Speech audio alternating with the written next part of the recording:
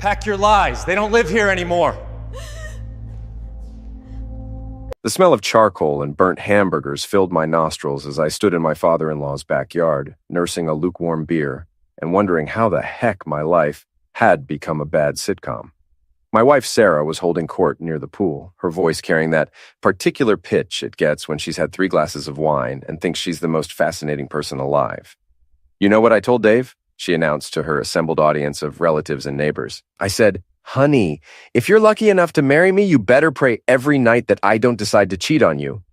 The group erupted in laughter, and Sarah shot me a look that was equal parts challenge and mockery. I'm Dave Mitchell, by the way, 38 years old, owner of Mitchell's Auto Repair on Elm Street, and apparently the punchline to my wife's favorite joke. I've been fixing cars for 20 years, built my business from nothing, and somehow ended up married to a woman who thinks my blue-collar existence is something to apologize for at dinner parties. "Oh, Dave's so serious all the time," Sarah continued, gesturing toward me with her wine glass. "Maybe if he spent less time under car hoods and more time paying attention to his wife, he wouldn't have to worry about wandering eyes." More laughter. I forced a smile and took another sip of beer, tasting nothing but bitterness. My 17-year-old daughter, Emma, was recording everything on her phone, probably for another TikTok video mocking dear old dad. My 15-year-old son, Jake, had disappeared inside an hour ago, probably playing video games and avoiding the family dysfunction. "Dave's a good man," my father-in-law Frank said, though his tone suggested he was defending a lost cause. "Works hard, provides for his family." "Oh, absolutely," Sarah agreed with mock sincerity. "He's very dependable, like a golden retriever. Always there, always loyal, never surprising." She laughed at her own wit, and I felt something cold settle in my chest. That's when my Uncle Ray appeared at my elbow. Ray was a retired cop, 62 years old, with eyes that had seen too much and a mouth that usually stayed shut unless he had something important to say. "Walk with me, nephew," he said quietly. We moved away from the crowd, toward the garden shed where Frank kept his lawn equipment. Ray lit a cigarette, even though Aunt Helen had been trying to get him to quit for 10 years. "You gonna let her keep doing that to you?" he asked without preamble. "It's just talk, Ray. She's had a few drinks." "Bees." He blew smoke toward the darkening sky. "I've been watching people for 40 years, Dave. I know the difference between harmless teasing and a woman who's already got one foot out the door." I felt my jaw tighten. "What's that supposed to mean?" "Means you need to wake up before you're the last one to know what everyone else is already talking about." Ray dropped his cigarette and crushed it under his boot. "You want to keep your pride? Stop being a doormat. Take control. Quietly." Before I could ask what he meant by that, Sarah's voice cut through the evening air. "Dave, come settle an argument. Jenny thinks you actually enjoy working on cars.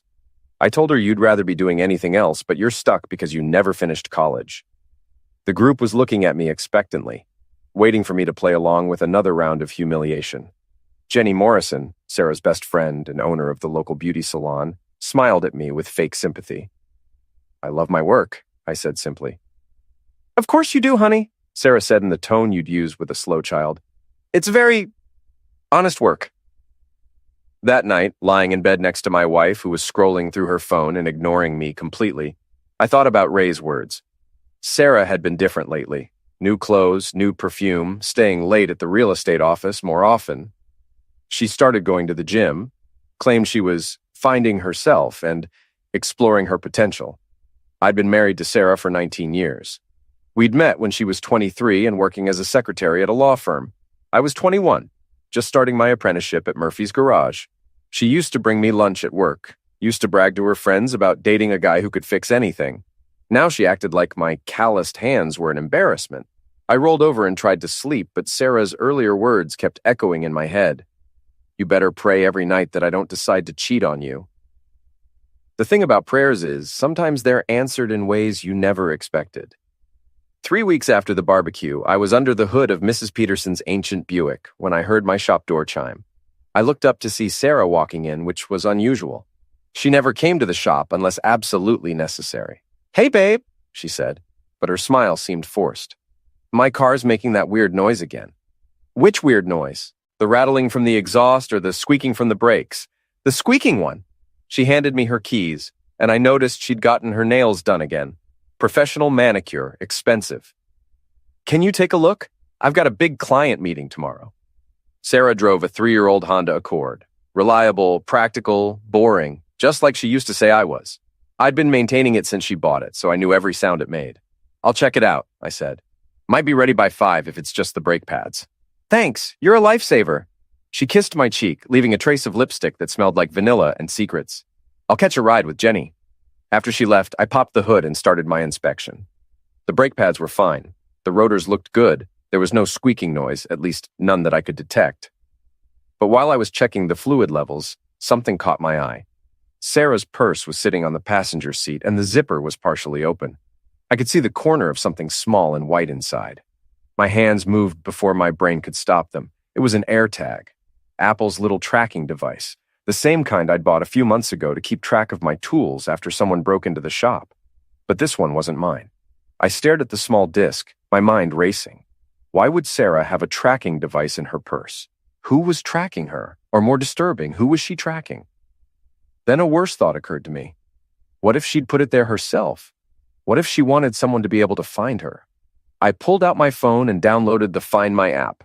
It took me a few minutes to figure out how to detect nearby AirTags, but when I did, the device showed up immediately. According to the app, it had been active for 6 weeks. 6 weeks.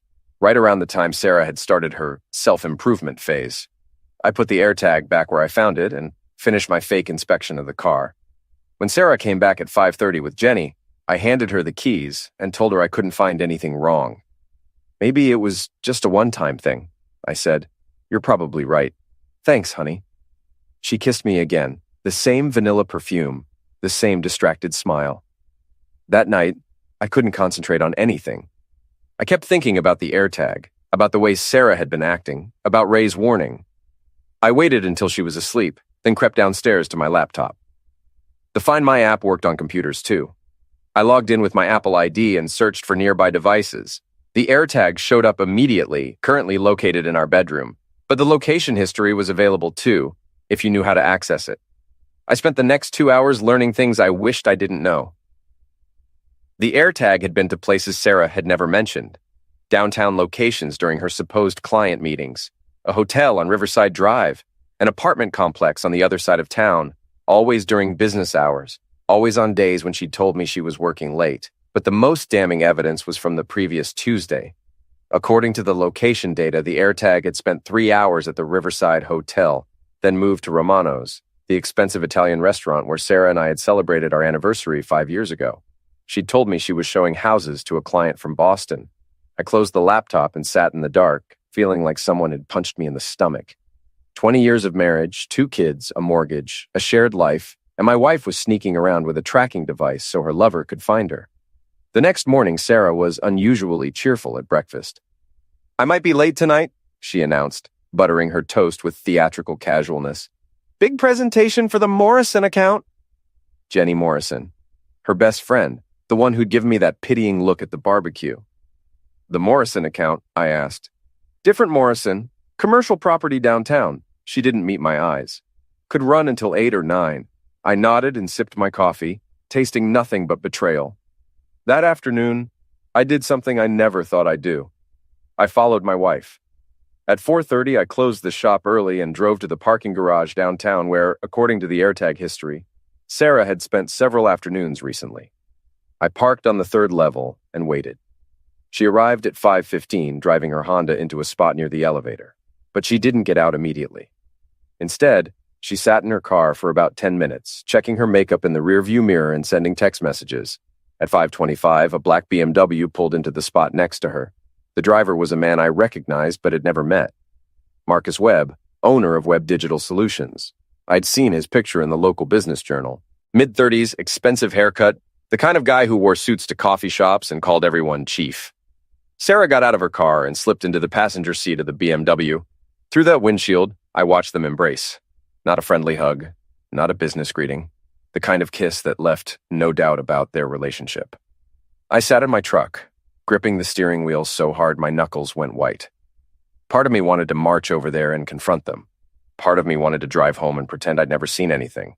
But a larger part, the part that sounded like Uncle Ray, told me to wait and watch. They drove out of the garage together. I followed at a distance, my hands shaking with adrenaline. They went to the Riverside Hotel. Just like the AirTag data had shown, Marcus had a room key ready. I parked across the street and called Ray. "I need your help," I said when he answered. "What kind of help?" "The kind that won't get me arrested." Ray was quiet for a moment.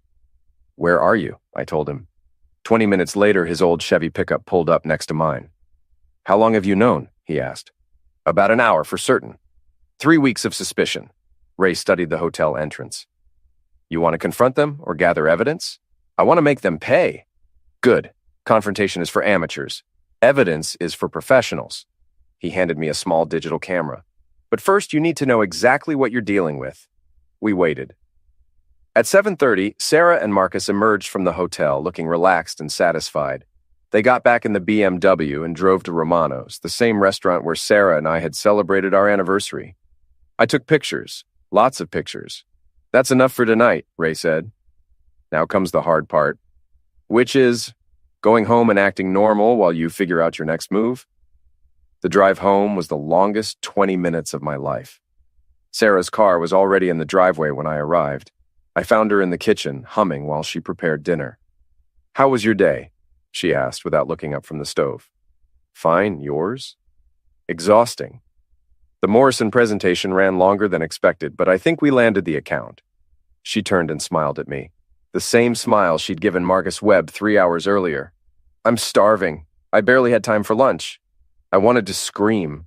I wanted to throw the camera at her feet and demand an explanation. Instead, I kissed her cheek and asked if she needed help with dinner. "You're sweet," she said, patting my arm like I was a helpful pet. During dinner, Emma regaled us with drama from high school, and Jake mumbled answers to Sarah's questions about his day. It was perfectly normal, perfectly domestic, and it made me sick. "Dad, you're quiet tonight," Emma observed. "Just tired," I said. "He works too hard," Sarah said, reaching over to squeeze my hand. "I keep telling him he should hire more help at the shop." The casual hypocrisy was breathtaking. Here she was, playing the concerned wife, while her lover's cologne was probably still on her clothes. After dinner, I retreated to the garage and called Ray. "I can't do this," I said. "I can't sit there and pretend everything's normal while she lies to my face." "Yes, you can. Because if you blow up now, she gets to play the victim. Poor Sarah, married to a jealous, controlling husband who doesn't trust her. You'll lose the kids, lose the house, lose everything, and she'll ride off into the sunset with her tech millionaire. So, what do? You get smart, you get patient, and you get even." Ray's advice made sense, but it was easier said than done. Over the next week, I watched my wife lie to me every single day. She had client meetings and property showings and networking events, all of which were really rendezvous with Marcus Webb. I documented everything. Photos, times, locations. I learned Marcus's schedule, his habits, his weaknesses. I discovered he was married too, to a woman named Patricia who thought her husband was working late on important projects. But the worst part wasn't the cheating itself. It was watching Sarah transform into someone I didn't recognize. She became more critical, more dismissive, more cruel. She made jokes about my appearance at dinner parties. She complained about our house, our car, our life to anyone who would listen. "Dave's so set in his ways," she told her sister during a phone call I overheard. "He has no ambition, no vision. Sometimes I wonder what I was thinking when I married him." That's when I realized the truth. Sarah wasn't just cheating on me. She was preparing to leave me. The public humiliation, the constant criticism, the way she was poisoning our kids against me, it was all part of her exit strategy. She wanted me to be the bad guy so she could be the victim. But I had other plans. 2 weeks into my surveillance operation, I was developing a comprehensive understanding of my wife's affair. Sarah and Marcus met 3 times a week, always at the Riverside Hotel, always between 5 and 8 p.m. They'd started getting careless, holding hands in public, kissing in parking lots where anyone could see them. But I wasn't the only one who'd noticed. "Dave, we need to talk," Jenny Morrison said when she showed up at my shop on a Thursday afternoon. Jenny was Sarah's best friend, business partner in several real estate deals, and the owner of Sheer Perfection, the beauty salon where half the town's women got their hair done and all their gossip distributed. "What about?" I asked, not looking up from the transmission I was rebuilding. "About Sarah." That got my attention. I wiped my hands on a rag and turned to face her. Jenny looked uncomfortable, which was unusual. She was normally the kind of woman who thrived on other people's drama. "What about her?" "People are talking, Dave. About her and Marcus Webb. What kind of talking? Jenny shifted her weight from one foot to the other. The kind that's going to get back to you eventually. I thought you should hear it from a friend first. A friend. Right. Jenny had been encouraging Sarah's self-discovery journey from the beginning. She'd been the one pushing Sarah to explore her options and not settle for less than she deserved. I appreciate your concern, I said carefully. Look, I know this is awkward, but Sarah's my friend. I care about her happiness. And what about my happiness? Jenny's expression hardened slightly. Sarah deserves to be with someone who appreciates her, someone who can give her the life she wants. There it was, the real message. Jenny hadn't come to warn me out of friendship. She'd come to deliver an ultimatum. Step aside gracefully or be pushed. I see, I said. I hope you do, for everyone's sake.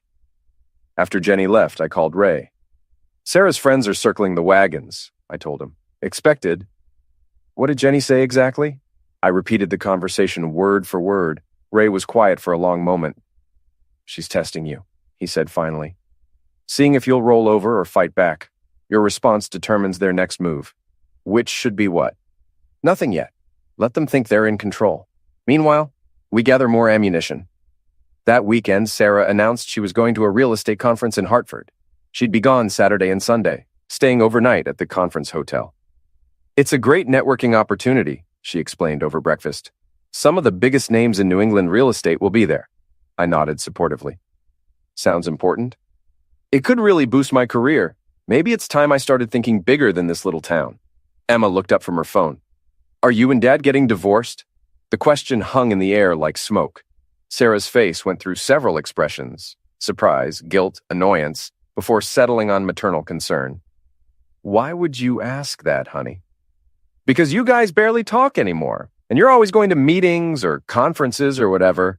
Plus, Madison's parents got divorced last year and her mom did the same thing.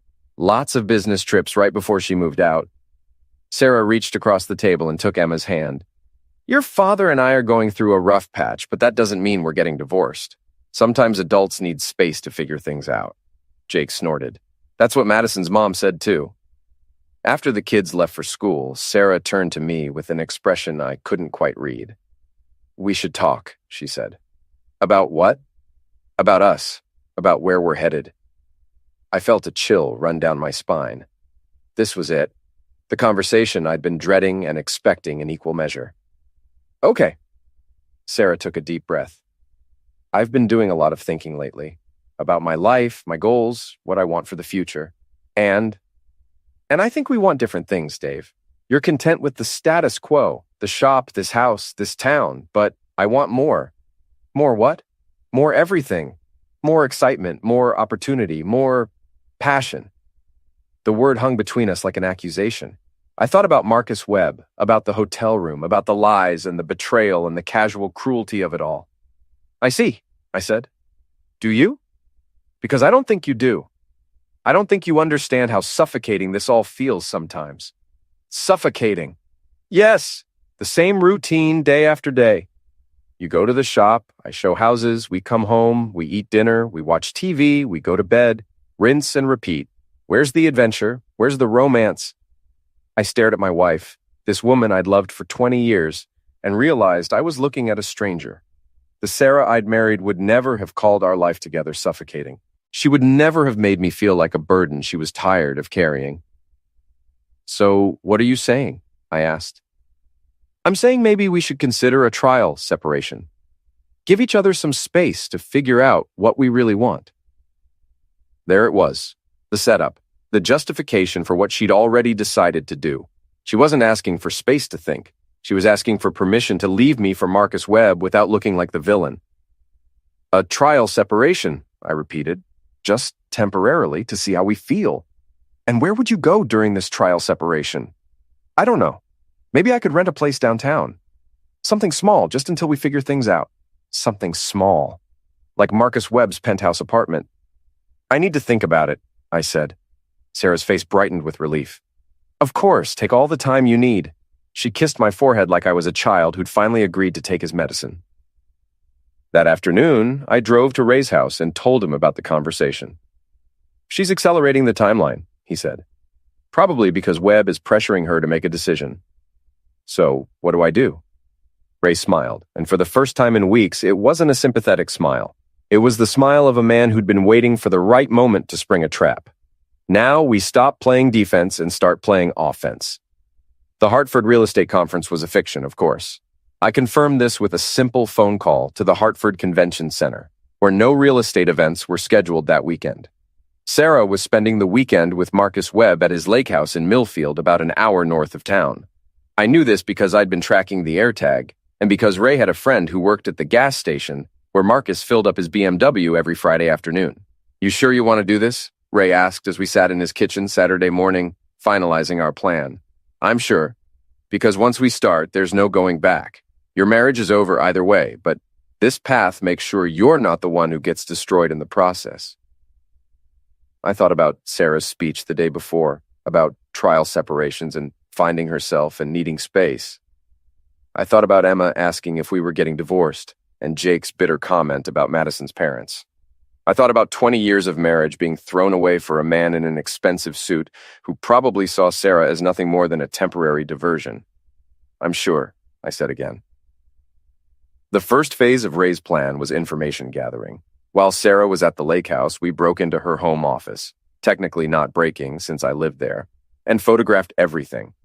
Bank statements, credit card bills, phone records, email printouts.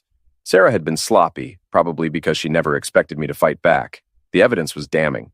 Hotel charges, restaurant bills, purchases at Victoria's Secret and expensive boutiques.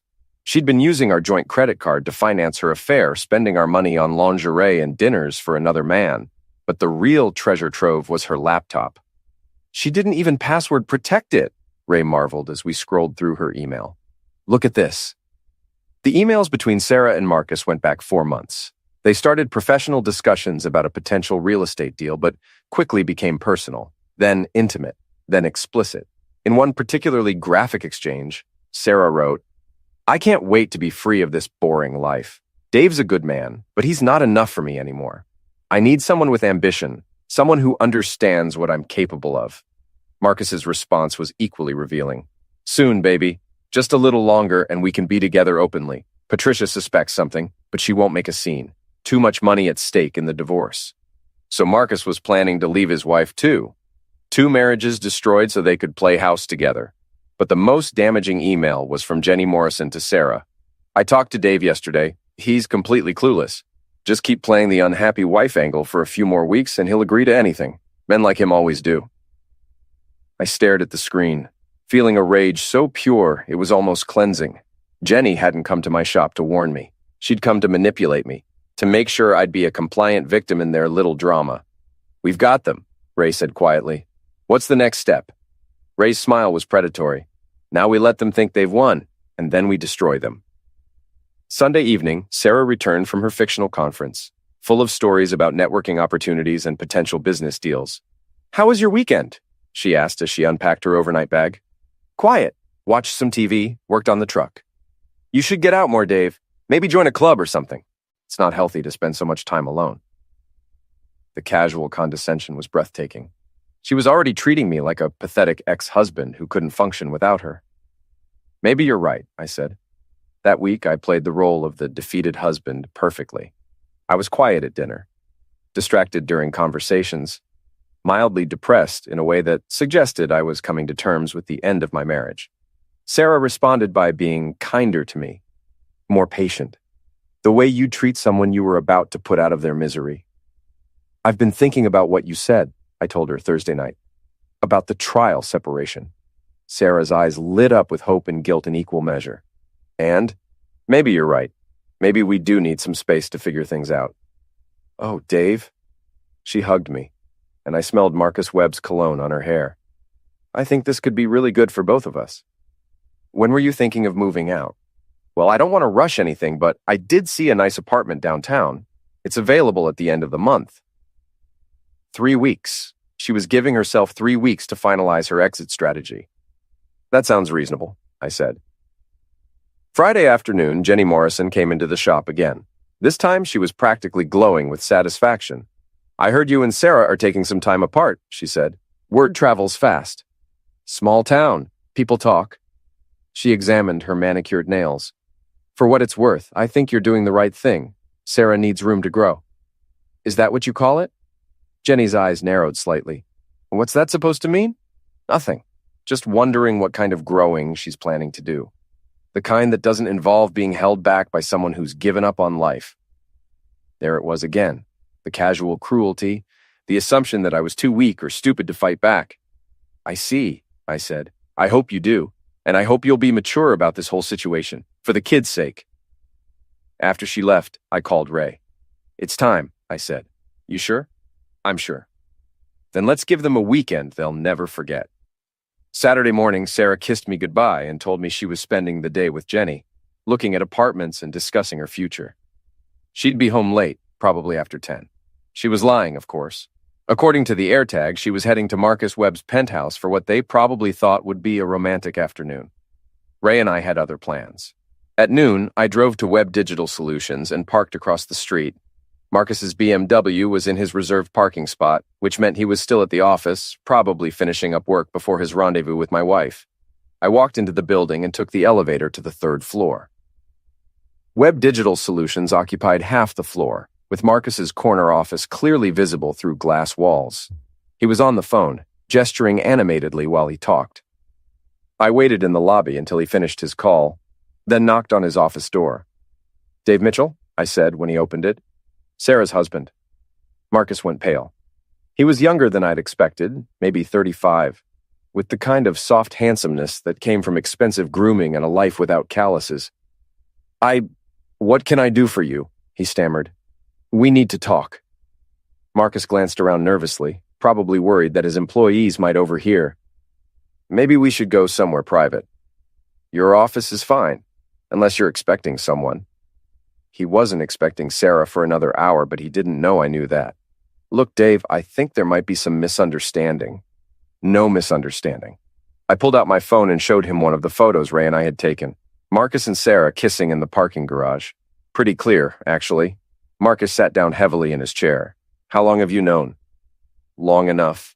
The question is, what are we going to do about it? What do you want? I studied his face. He was scared, but not remorseful. This wasn't a man who felt guilty about destroying 2 marriages. This was a man who was worried about getting caught. I want you to understand something, I said. Sarah thinks she's in love with you. She thinks you're going to leave your wife and ride off into the sunset together. But you and I both know that's not going to happen, don't we? Marcus didn't answer, but his expression told me everything I needed to know. See, I did some research on you, Marcus. You've been married to Patricia for 8 years. She comes from money old Connecticut family, trust fund, all that. And according to your prenup, if you cheat on her, you get nothing in the divorce. Now Marcus looked genuinely frightened. How do you know about the prenup? Lucky guess. But I'm right, aren't I? He nodded reluctantly. So here's what's going to happen. You're going to end things with Sarah, today.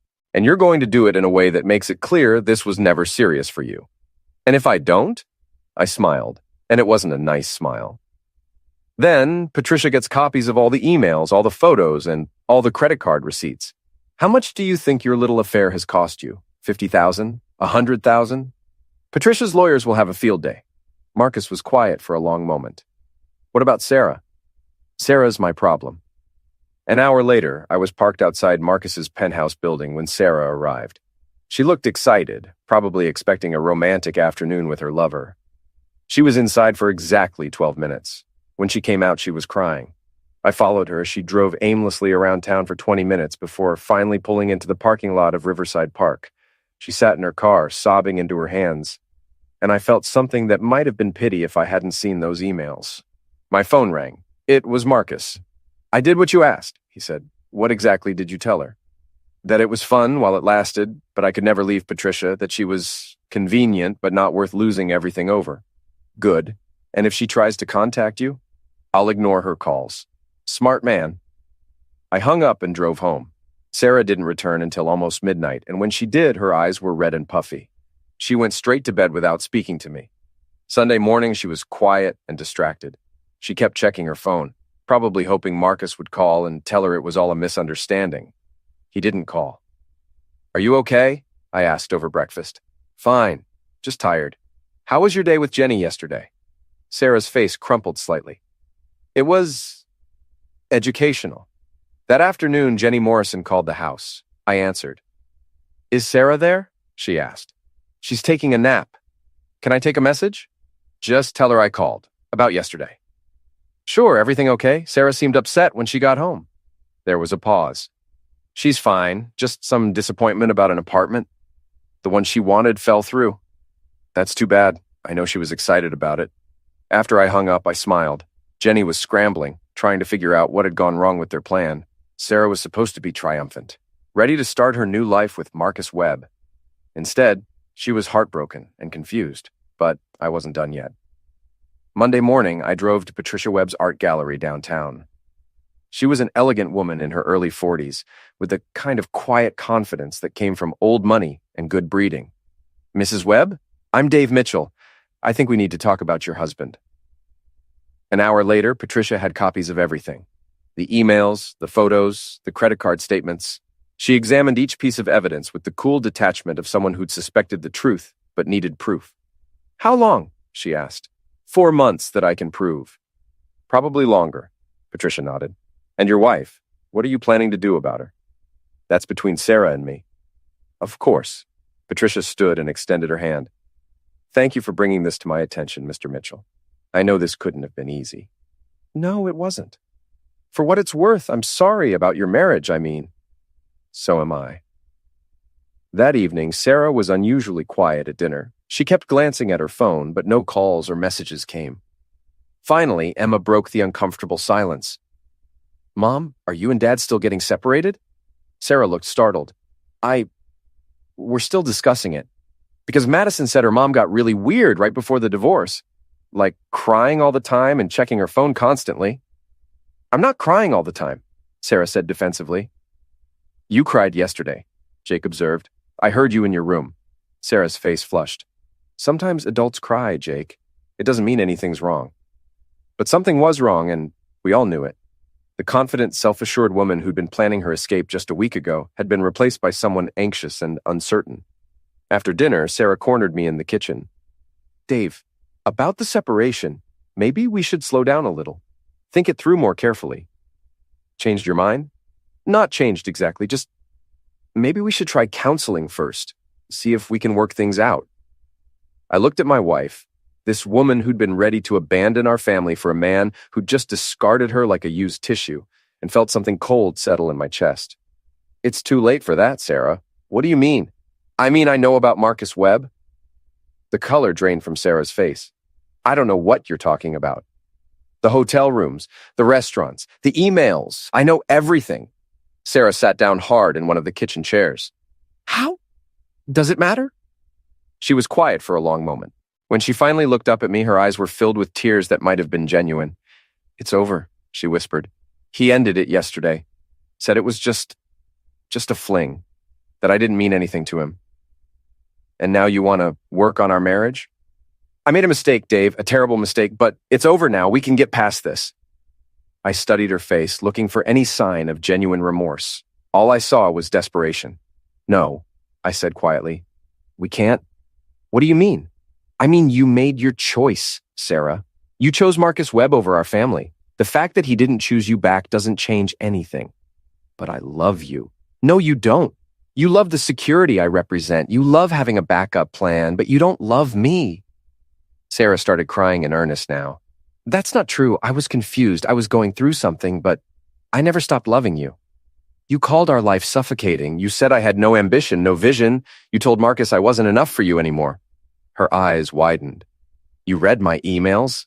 Every one of them. That's invasion of privacy." The sheer audacity of it took my breath away. She was outraged that I'd violated her privacy while conducting an affair. "You're right," I said. "I should have respected your privacy while you were sleeping with another man in hotel rooms paid for with our credit card." Sarah flinched as if I'd slapped her. "Don't be crude." "Crude? You want to talk about crude? How about this email? Dave's pathetic in bed. He has no idea how to satisfy a real woman.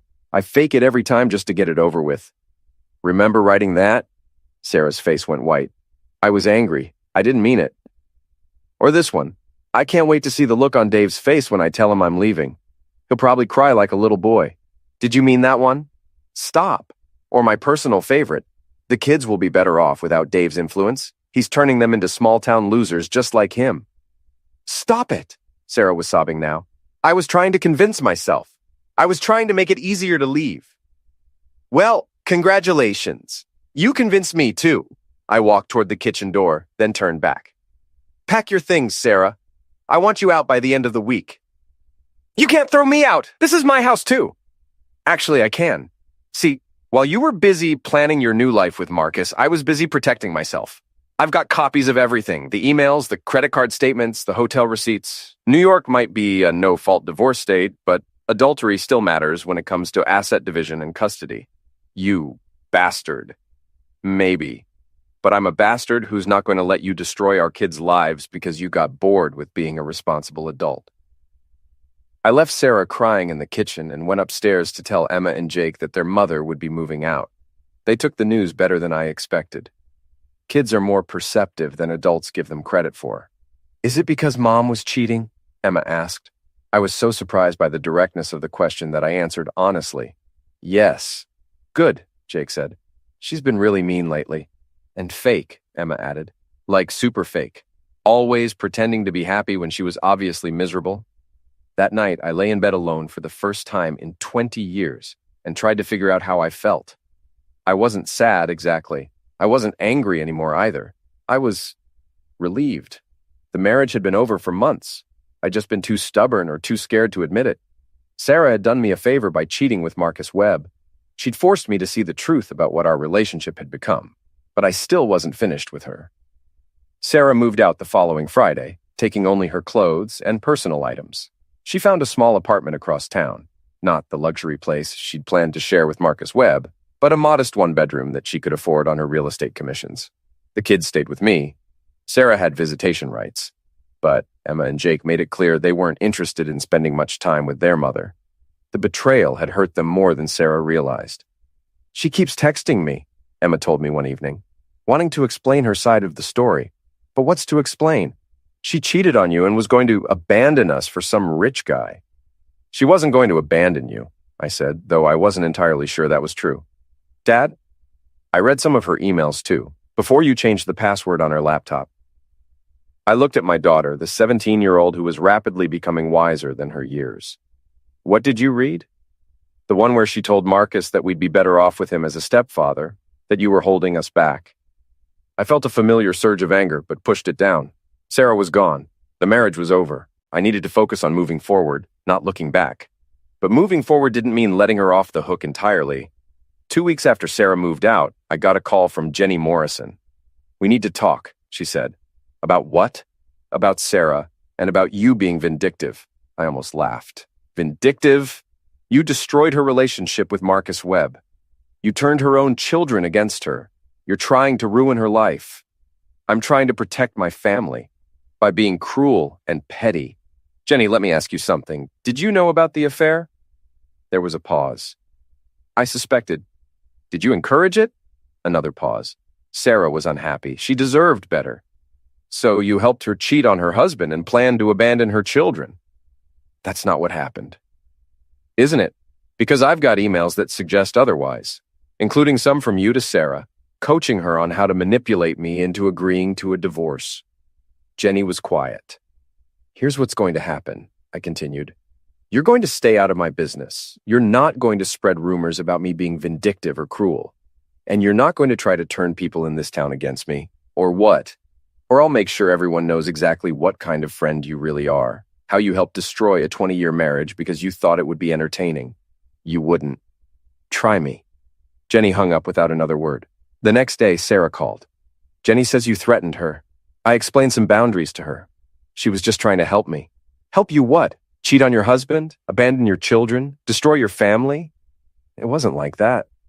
Sarah, it was exactly like that. You made your choices. Now you get to live with the consequences. The consequences? Dave, I lost everything. Marcus won't even take my calls. My own children barely speak to me. I'm living in a crappy apartment and eating ramen noodles for dinner. And whose fault is that? Sarah was quiet for a moment. I know I made mistakes, but did you have to be so thorough in your revenge? Revenge? Is that what you think this is? Isn't it? I considered the question. Was it revenge or was it justice? Or was it simply self-preservation? I protected myself and my children, I said finally. If that feels like revenge to you, maybe you should think about why. I want to see Emma and Jake. They don't want to see you, but that's between you and them, not between you and me. They're my children, too. Then act like their mother instead of a woman who was ready to abandon them for a man with a bigger bank account. Sarah hung up. That weekend, Emma came to me with a proposal. Dad, I want to change my last name. To what? I want to drop Mom's maiden name and just be Emma Mitchell. Sarah had hyphenated the kids' names when they were born, Mitchell Porter. It was important to her that they carry on her family name. Are you sure? I asked. I'm sure Jake wants to do it too. This isn't something you need to do for me. I'm not doing it for you. I'm doing it for me. I don't want to be connected to someone who would do what she did. The following Monday, I filed the paperwork for the name changes. It was a small thing, but it felt significant. Emma and Jake were choosing their identity, choosing which parent they wanted to be associated with. They chose me. 3 months after Sarah moved out, I ran into Marcus Webb at the grocery store. He looked terrible, thinner, older, with the haunted expression of a man whose life had imploded. Dave, he said when he saw me. Marcus. We stood in the cereal aisle, two men whose lives had been forever changed by a series of bad decisions. I heard Patricia filed for divorce, I said. He nodded. Last month, she's taking everything. I'm sorry to hear that. Are you? I considered the question. Actually, yes, I didn't want to destroy your life. I just wanted to protect mine. Well, congratulations, you succeeded. Marcus walked away without another word. I never saw him again. I heard later that he'd moved to California, trying to start over with nothing. 6 months after the divorce was finalized, Sarah came to the house to pick up some things she'd left behind. She looked different, older, sadder, but maybe more honest than she'd been in years. How are the kids? She asked. They're good. Emma got into state. Jake made varsity basketball. That's wonderful. She seemed to mean it. Do they ever ask about me? Sometimes. What do you tell them? I tell them their mother made some bad choices, but that doesn't mean she doesn't love them. Sarah's eyes filled with tears. Thank you. Don't thank me. Fix it. If you want a relationship with your children, earn it. How? Figure it out, Sarah. You're a smart woman. You know what you did wrong. Start there. After she left, I sat in my kitchen and thought about the past year. The betrayal, the anger, the careful planning of my response. Had it been worth it? I looked around at my house, still mine. I thought about Emma and Jake, upstairs doing homework, secure in the knowledge that their father would never abandon them. I thought about my business, thriving now that I wasn't distracted by a failing marriage. Yes, it had been worth it. Not because I'd gotten revenge on Sarah and Marcus Webb, not because I'd won some kind of contest, but because I'd refused to be a victim. I'd refused to let other people's bad choices destroy my life and my children's future. Sarah had called it revenge. But she was wrong. It wasn't revenge. It was justice. And sometimes, justice looks a lot like the consequences of your own actions finally catching up with you. 2 years later, I'm still living in the same house, still running the same business, still raising my children. Sarah has visitation rights, but Emma and Jake rarely take advantage of them. They've built their own relationship with their mother, cautious, limited, but real. Sarah works for a different real estate company now. She dates occasionally, but nothing serious. She learned something from her experience with Marcus Webb, though I'm not sure what exactly. As for me, I've learned that marriage is like a car engine. When it starts making strange noises, you can ignore the problem and hope it goes away, or you can pop the hood and figure out what's wrong. If you wait too long, the whole thing seizes up and you're left with nothing but scrap metal. My marriage seized up, but I salvaged what I could from the wreckage, my children, my home, my self-respect. And in the end, that was enough. Jenny Morrison still runs her beauty salon, but we don't speak. She learned that there are consequences for helping people destroy their families, even if those consequences are just social isolation and a damaged reputation. Marcus Webb learned that affairs are expensive, especially when your wife has better lawyers than you do. And Sarah learned that the grass isn't always greener on the other side of the fence. Sometimes it's just different grass, and sometimes it's not grass at all, just weeds that look pretty from a distance. But the most important lesson I learned was this. When someone shows you who they really are, believe them. Don't make excuses for them. Don't try to fix them. Don't hope they'll change. Just believe them and act accordingly. Because in the end, people don't really change. They just get better at hiding who they've always been. And when the mask finally comes off, you want to be ready for what you're going to see underneath. I was ready, and that made all the difference.